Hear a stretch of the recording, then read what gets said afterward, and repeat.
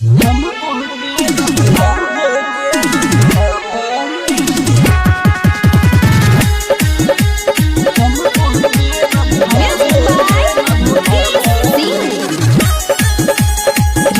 By SR studio Ludhiana. तू हमके भुला गइलू, हम तोके न भुला पाई।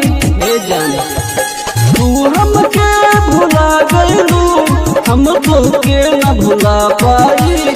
सुनो सनम खैलू कसम, आवन यादव दिला गई। तू हमके भुला गइलू, हम तोके न भुला पाई। तू हमके भुला गइलू, हम तोके न भुला पाई।